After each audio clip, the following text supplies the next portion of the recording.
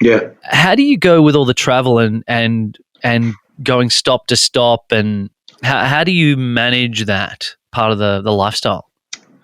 Well, I must admit, when you see the dates all on one page, it's certainly a lot of dates, but they're fairly spread out. Generally, it's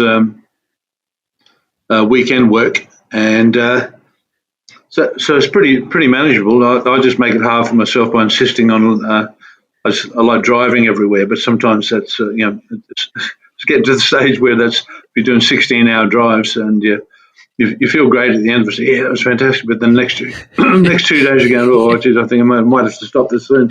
You're fine until you got to do a gig that night. You get up at 4 a.m., drive the 12 hours. I know that's not what you're doing, but that must have been what it was like when you started out, like with Chisel. Probably not with your solo when Matchbook came out and that. But were you always driving back in the day and just jumping in the van with the boys and off you go?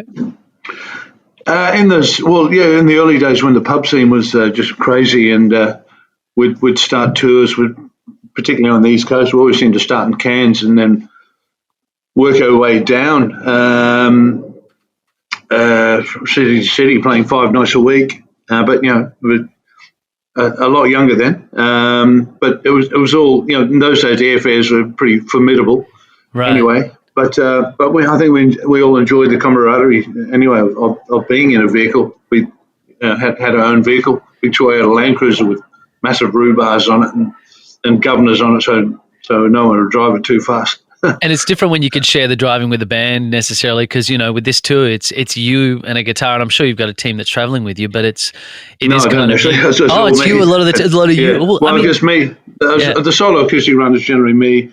I've got a sound guy, but he carries all the gear, and he's in a big uncomfortable truck. So, and we want to travel. We need to travel at different times. He obviously needs to get to the gig hours before me to set up, and it needs to get going early in the morning to get to the next gig to be set up when I eventually amble my slack backside in there.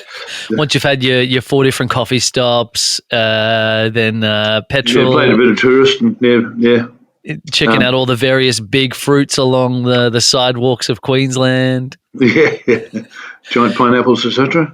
Do you have any focuses, like when you're on the road, like any tricks you've picked up over the time? I know for me, when I'm traveling, I start to get into a different mindset. Like it becomes like a different mantra or meditation, and like all of the life problems that you have kind of just fade away. You don't have to worry about those things so much, because the only focus is either getting to the next venue in the next town or just seeing the town that you're in, and it's easier to be in the day. Do you find that?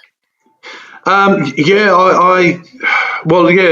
mentioned the word mantra or something. There's something so calming, so settling about the drive, starting the drive. Saying, I never get tired of seeing Australian countryside, and it's just, such a calming, soothing effect. I don't know. I've often thought about it. Maybe part of me thinks maybe there's is it the way you live more than not? You've been touring. Guilty, but sometimes whether it's just I'm a permanent escapist, because it feels like you're getting away from something, and no matter what you're going to, it's always going to be something good, and it's going to be peace and happiness at the end of it. Yeah, which is playing the show and sharing music with people. Yeah, I guess so. I enjoy the solitude, but as far as dealing with it, there's plenty of things you can do. Listen, you can just enjoy the silence and take in the scenery, or these days, whatever music podcasts to listen to, audio books, and stuff like that.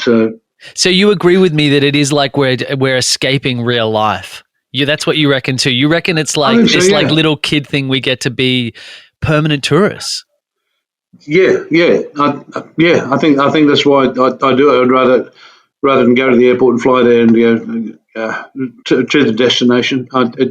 I mean, that's escapist feeling as well, but it doesn't last as long because you get there too quickly. Yeah, that's right. Yeah. Then that you was just gotta our sit chat around recorded. for the hours waiting I think for at the end of the show to happen. 2021, So just at the on this tail tour, end it's just of you what and a was guitar COVID at the time, and obviously I there thought is it'd make a great first episode back. budget marvel. Since The we accountant's spoke, looking she at has this tour released costing the going, "This Gospel is According genius. to Why Marsha, haven't her I thought gospel about this?" record, which you can find via the it's show true, notes. yeah. But when I it's should let you know that this when it's you and an episode audience was engineered, and it's edited, you, and your mixed guitar, by me, Bradley McCaw. that would be very featuring different the great for Marsha people Hines, that and aren't we're in the brought to you by business the and aren't True doing, Arts Podcast doing the Network. show to understand Please how share, different that subscribe, is let to people being you with know the you're band enjoying and the episode and the feeling show, of those and shows. I'll be back with What you is with a it new like episode when you're there, every just the single guitar, Friday. you walk out and it's like, have a great weekend it's if you're just listening you. to this on Friday, and otherwise I'll see you Well, soon. it's pretty Keep seeing. amazing. I mean, it's yeah. I've often think about this. You kind of both it's either out with a band. That's great because you've got someone playing all the chords and laying down the rhythm, so you can have a bit more fun doing single note solo guitar work, which you can't do on acoustic because you can't. Yeah, you can't go rambling off on single notes for too long because suddenly the song is gone. And that's a good challenge in itself. Because you're holding down the rhythm too. Technically, it's like you're the meat and potatoes of the song. And so then if you want to branch out and get a little fruity with it, it's like, well, it's just you. It's just you. So you're trying. I'm still figuring how to do it. To do that, it's a classic jazz technique. To sort of go bang, state the chord so people know, and then play some licks. So you've established a chord so people know what those. How to interpret the lines. Music. Wow. Things like that, but still, the trade-off is because I'm just one man and an acoustic guitar, but like I say, I mentioned my sound guy who carries the gear around. He carries some serious gear around, so I've got some fairly serious sound system. It's a big sound, and the thing is, I'm not competing with any other instruments, so the whole sound on stage is just me, and the sound coming back to the room is just my voice and guitar. So you work with all that, and it just feels gigantic. And you just got this whole soundscape all to yourself. Do you feel the audience engaging with you in a different way? Like, does it feel like a different? Is it? I know it's more intimate because it's you, but as a performer, do you feel like a more intimate part of your personality comes out with the audience in that way? Possibly. Do you tell different stories? Do you find do you tell different stories or because with the band it's a bit bigger, isn't it? It's like thank you and let's go, and it's kind of like that energy's up, and then here it's more. Well, yeah, I mean, I certainly get the energy up, but it's an excuse. I love telling the stories. Yeah. About songs, and that's I've always been fond of lyrics and fond of singing songs that have great lyrics and great stories, and behind them are stories you can actually tell. And that's probably the only time it really makes sense. That's so take true. The time to tell the stories is one man and the guitar. Otherwise, it doesn't really work with the band. With the band, you're right. You tend to go, thank you very much. Here's a song about blah blah, and just keep that energy going. Smash it out. But there's so many great stories in most of my songs. I think so. I just look forward to being able to relax, take the time, and then tell the story, and then get into it, and if people have set up for, or they know something about the song, and they know, so they're starting to listen to what the song is about in relation, what the lyrics are in relation to the story you just told. And generally, with the whole solo acoustic thing, is they can probably hear the stories a lot more clearly because I'm not competing with other instruments, and generally that's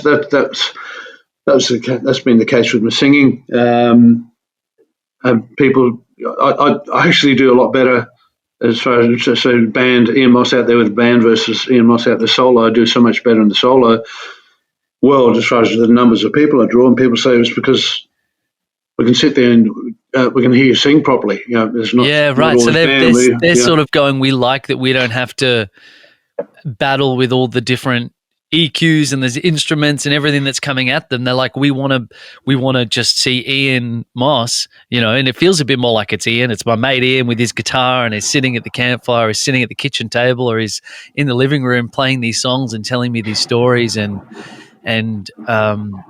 they can hear it clearly.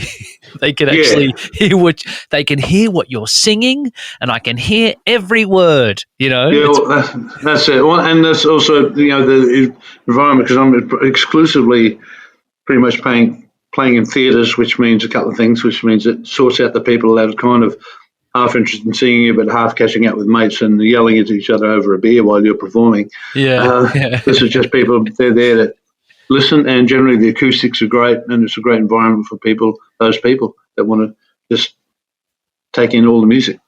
Do you have a favorite song to play, like that you find that it epitomizes what we've been talking about? Like there's a song that when you play that you feel like they see the song in a new light. Like I imagine like with something like Tucker's Daughter, which everyone I think has, every Australian has an experience with that song. To me, like you know it in some way, in some shape or form, whether you've heard someone play it at a pub, or you knew when you came out, or you're a musician that's learnt the song, all that sort of stuff.